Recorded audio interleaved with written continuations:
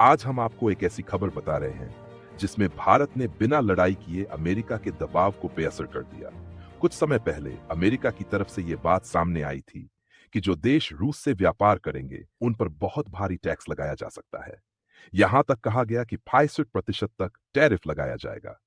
इस लिस्ट में भारत का नाम भी लिया गया। मतलब साफ था, भारत पर दबाव बनाया जा रहा था।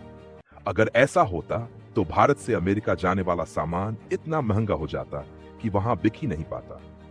इसका असर सीधा भारत के कारोबार और नौकरियों पर पड़ता।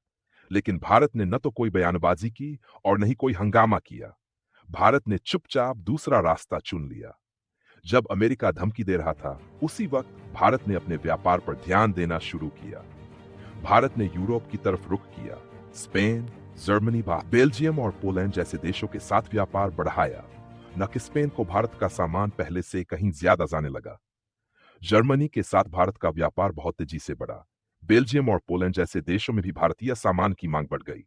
सीधी भाषा में कहें तो भारत ने अमेरिका पर निर्भर रहना कम कर दिया और नए खरीदार ढूंढ लिए। इसका सबसे बड़ा कारण यह है कि अब भारत सिर्फ कच्चा माल नहीं बेच रहा।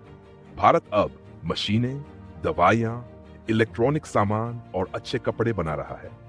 यूरोप को सस्ता नहीं, भरोसेमंद सामान चाहिए और भारत उस जरूरत पर खरा उतर रहा है।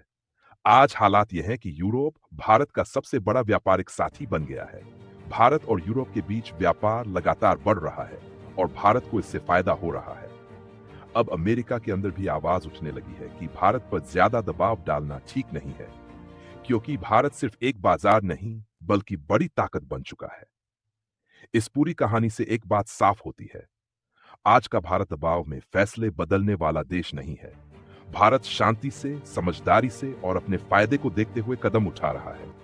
अब देखना यह है कि आने वाले समय में दुनिया भारत को और कितनी अहमियत देती है। नमस्कार।